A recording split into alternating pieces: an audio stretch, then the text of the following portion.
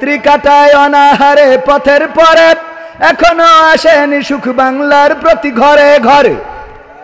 কথা কয় না, সুখ কি এসেছে? এসেছে। কত দুঃখী রাত্রি কাটায় অনাহারে পথের পরে এখনো আসেনি সুখ বাংলার প্রতি ঘরে ঘরে। নীরবে নিভৃতে আজ কাঁদছে কত মানবতা, নীরবে নিভৃতে আজ কাঁদছে কত মানবতা। মেনে নেওয়া যায় না আজি তোমার এত নীরবতা। তোমাকে জাগতে হবে, তোমাকে থাকতে হবে, এ সমাজ ভাঙতে হবে, নতুন সমাজ আনতে হবে। কত বন্ধুর সীতা হয় লাঞ্ছিতা হয় পথে ঘাটে, নিরাপদে যাই না চলা পথে কিবা বাজার হাটে। ধর্ষণ আছে না নাই? তাইলে ঠিক বলেন না কেন? মনে হয় বন্ধুর সীতা হয় লাঞ্ছিতা হয় পথে ঘাটে, নিরাপদে যাই না চলা পথে কিবা বাজার হাটে। রক্ষক আজি ভক্ষক হয়ে চলছে কত সাধু বেশে, রক্ষক আজি ভক্ষক হয়ে চলছে কত সাধু বেশে। তাই তো আসে না সুখ আমার সোনার বাংলাদেশে। তোমাকে জাগতে হবে, তোমাকে থাকতে হবে, এ সমাজ ভাঙতে হবে, নতুন সমাজ আনতে হবে। হলুদ মিডিয়ার প্রকোপে কত মানুষ মরছে ঢুকে, সত্য নিউজগুলো টাকার তলে চাপা থাকে। জাতি তো সবচেয়ে বেশি আতঙ্কিত হয়ে এই দেশ ছেড়েছেন যিনি, তিনি আর কেউ নন, তিনি হলেন এই দেশে ইসলাম প্রচার করার জন্য যেই পরিবার এসেছিল, বঙ্গবন্ধুর পরিবার। সেই পরিবারের সন্তান শেখ হাসিনা ইসলাম প্রচার করতে এসেছিল। এমন আল্লাহওয়ালা সকালবেলা উঠে আগে যাই নামাজ খুঁজে নিয়ে ফজরের নামাজ পড়ে, তারপরে কোরআন তেলাওয়াত করে দিনের শুরু করে। এই আল্লাহর ওলিরে প্রথম নির্যাতন করে এই দেশ থেকে পাঠানো হয়েছে। বলেন ঠিক না বেঠিক? এইটা সংখ্যালঘু না সংখ্যাগরিষ্ঠ? মুসলমান না অন্য ধর্মের? মুসলমান না? সংখ্যাগরিষ্ঠ কি না? সংখ্যাগরিষ্ঠ। 2 নম্বর যিনি নির্যাতনের শিকার হলেন তিনি আর কেউ নন, বিশ্ব ওলি। ওরে বাবা, দাড়ি দেখলি মনে হয় মতিউর রহমান নিজামী রাহিমাহুল্লাহ, মনে হয় আবার এসেছে সালমান এফ রহমান। দরবেশ বাবা, আমির, নায়েবে আমির, জেলা আমির, থানা আমির, এই আল্লাহর ওলি পীর সাহেব, উনি নির্যাতনের শিকার এতটাই হলেন যে দাড়িটাও কেটে ফেলে। উনি সংখ্যাগরিষ্ঠ না সংখ্যালঘু? কথা কয় না। সংখ্যাগরিষ্ঠ না সংখ্যালঘু? সংখ্যাগরিষ্ঠ। 3 নম্বর আল্লাহর ওলি যিনি, তিনি আর কেউ নন, তিনি হলেন হযরত শামীম ওসমান হাফিজাহুল্লাহ। কথা কয় না। এমন কোন রাত নাই যে 70-80 রাকাত তাহাজ্জুদ নামাজ পড়ে না। প্রতি রাতে 70-80 রাকাত তাহাজ্জুদের নামাজ পড়ে তারপর ঘুমায়, যা আমাদের জীবনেই নাই। 1 বছরে পড়েছি কিনা সন্দেহ হয়। আর উনি এমন কোন রাত নাই যেই রাতে 80-90 রাকাত তাহাজ্জুদ নামাজ আদায় করে না। এই আল্লাহর ওলি নির্যাতনের শিকার হয়েছে। 4 নম্বর যিনি, তিনি হলেন আর কেউ নন, হযরত ওবায়দুল কাদের কাকা। ঠিক না বেঠে? সেও সংখ্যালঘু না সংখ্যাগরিষ্ঠ? 4 নম্বর আল্লাহর ওলি হলেন মানিক, বিচারপতি মানিককে কালামানিক বলে। এই কালামানিক কেমন? সে চিন্তা করলো দুনিয়ার জীবন আর জীবনই না, আর কোনো বিলাসিতা করা যাবে না। এই জন্য সবকিছু ছাড়ে দিয়ে দাড়িটাও রেখে দিল, মাথায় টুপি পরল, তারপরে চলে গেল জঙ্গলে, কলা পাতায় শুয়ে থাকলো। মানুষেরা তারে ধরলো তো ধরলো, বিচি দুটোও খুলে নিয়ে। কথা কয় না? ও আমার ভাইরা, এইভাবে নির্যাতনের শিকার যেই কয়জন হয়েছে, তারপরে দীপুমণি, তারপরে যে কিডা, এই যে ব্যারিস্টার সুমন, তারপরে আরাফাত, তারপরে আরো ইনু মেনন, সব আল্লাহর ওলি। ইনু মেননও কেমন আল্লাহর ওলি? ওরা বামপন্থী দল করতো, অথচ পাগড়ি পরে ওমরাটাও সেরে এসেছে। বলেন ঠিক না বেঠিক? সব আল্লাহওয়ালা। আমার প্রশ্ন হলো, এই দেশে সংখ্যালঘু নির্যাতন হচ্ছে। দাদারা বলে, আমি দেখলাম যে সব তো আগাকাটা মুসলমান, সব তো নামাজি, তাহাজ্জুদ গুজারি, ফজরের নামাজ না পড়ে দিনের শুরু করে না, কোরআন পড়ে তারপরে দিনের শুরু করে। এরা নির্যাতনের শিকার হয়েছে।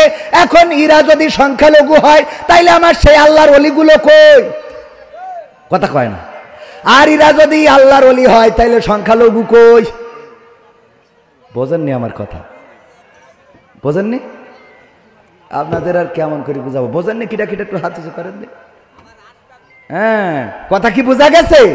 এরা যদি সংখ্যালঘু, দাদারা বলল সংখ্যালঘু নির্যাতন হচ্ছে। আপনার এলাকা থেকে যারা পালিয়েছে তারা হিন্দু না মুসলমান? কথা কয় না। সবই তো মুসলমান। হিন্দুরা পালাই নাই, পালানো লাগবেও না, কারণ হিন্দুদের সাথে কোনো দ্বন্দ্ব নাই। আমাদের দ্বন্দ্ব ইসলামী সপক্ষের শক্তি আর ইসলামী বিপক্ষের শক্তির সাথে, বলেন ঠিক কিনা? ইসলামের বিপক্ষে যারা, তাদের বিপক্ষে আমরা। আমাদের কথা ক্লিয়ার। অনেক জায়গায় গেলে আমার বিএনপির ভাইয়েরা বলে, হুজুর এতদিন একসাথে ছিলাম, এতদিন আপনারা আমরা একসাথে ছিলাম, এখন ওয়াজ করতে এসে আপনি তো ঠিকই দাড়িপাল্লার কথা বলে গেলেন, ইসলামের কথা বলে আসলে জামাত ইসলামের কথা বলে গেলেন, আমাদের বিএনপির ধানের শীষের কথা বললেন না। আমি বলি, ভাই আমাদের মেসেজটা বোঝেন নাই। আমাদের কথা হলো, বাংলার জমিনে যদি কোরআনের আইন কায়েম করতে চাই, যদি বাংলাদেশ আওয়ামী লীগ কোরআনের আইন কায়েম করার জন্য রাজপথে দাঁড়ায়, তাদের পক্ষে থাকতে আমাদের কি কোনো আপত্তি আছে? যদি বিএনপি বাংলাদেশে কোরআনের আইন কায়েম করে দিতে চায়, ধর্ষণ বন্ধ করার জন্য আল্লাহর যে আইন, চুরি বন্ধ করার জন্য আল্লাহর যে আইন, ডাকাতি বন্ধ করার জন্য আল্লাহর যে আইন, হত্যার বদলে হত্যা আল্লাহর যে আইন, কিসাসের বিধান, এইগুলো যদি বিএনপিও কায়েম করতে চায়, তাদের সাথে রাজপথে থাকতে আমাদের কোনো আপত্তি আছে? কিন্তু বাংলাদেশ জামাত ইসলামী যদি এই আইনের বাইরে চলে যায়, তাইলে বাংলাদেশ জামাত ইসলামীকেও রাজপথে দাঁড়াতে দেওয়া হবে।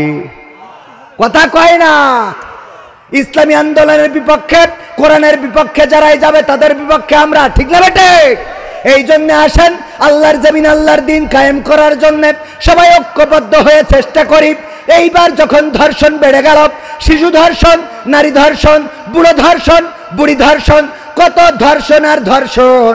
যখন সরকার, নতুন সরকার ক্ষমতা নিল, একের পর এক অপরাধ বেড়েছে না কমেছে? কথা কয় না? বেড়েছে না কমেছে? বাড়ানো হয়েছে। যে কোনো প্ল্যান পরিকল্পনা করি। আর আপনি ফোন করতেই আছেন, তার মানে কি আমার কথা বলতে অসুবিধা হচ্ছে না? আমার এমনি নেটওয়ার্ক পাই না, তারপরে যদি টাওয়ারে ডিস্টার্ব দেয় তাহলে সমস্যা না। ডানি থাকবেন, খালি সাই শুই দেবেন, কমেন ঠিক না হলেও ঠিক, হলেও ঠিক, ঠিক আছে? তাহলে যেই ভাল লাগবে আজ করতে বোঝে না। সামনে পাশে দেখবেন দুই একজন নেতা গুতা থাকা লাগে, যে এখন এই ধরেন নির্বাচন চাচ্ছে, পিছনে একজন, ও কিন্তু চাচ্ছে না, তাও বলছে ঠিক। সব কথা তো বলা যায় না, মানে মাঝে মাঝে বুঝে নিতে হয়। ওগো আমার ভাইয়েরা, ঠিক বলার দরকার আছে না নাই? ঠিক বলে আবার বাড়ি এসে বলে যে এই কথাগুলো এখন বলা ঠিক হয় নাই, কারণ এই কথাগুলো বলার সময় আসছে, আর একটু সময় পরে বলতে হবে। ওগো আমার ভাইয়েরা, যাই হোক তাই হোক, ওদিকে আমি যাব না। আমার ভাইজান খুবই ভালো মানুষ, আল্লাহওয়ালা, এই মাহফিলের উপস্থাপনা করছেন খুবই দারুণভাবে। আমার ব্যাপারে উনি অনেক টাইটেল লাগাইছে, ধন্যবাদ। যে মানুষের কৃতজ্ঞতা পোষণ করে না, সে আল্লাহর কৃতজ্ঞতা পোষণ করে না, বলেছেন কে? কথা কয় না? যাই হোক, অপরাধ বিশ্বনবী সাল্লাল্লাহু আলাইহি ওয়াসাল্লাম বলেছেন। আর অপরাধের কথা বলি, ডক্টর ইউনূস ক্ষমতা নেওয়ার পরে একের পর এক অপরাধ বেড়েছে। মানুষ এই অপরাধগুলো দেখেছে, ফেস করেছে। চুরি বেড়ে গেল, পরিকল্পিতভাবে চুরি বাড়িয়ে দেওয়া হলো। তারপরে ডাকাতি বেড়ে গেল। আমরা গাজীপুরের মেয়র জাহাঙ্গীর পলাতক, এই পলাতক সে লিখেছে, সে বলেছে আমরা যদি ঢাকায়, দিনের ঢাকায় বেড়াতে না পারি, রাতের ঢাকায় মানুষরে ঘুমাইতে দেব না। বলেন ঠিক না বেঠিক? ধর্ষণ বেড়ে গেল, চুরি ছিনতাই বেড়ে গেল। কারণটা কি? কারণ হলো আল্লামা দেলওয়ার হুসাইন সাইদি রাহিমাহুল্লাহ, উনি সুন্দর করে একটা উদাহরণ দিয়েছিলেন, আপনাদের একটু স্মরণ করিয়ে দিই।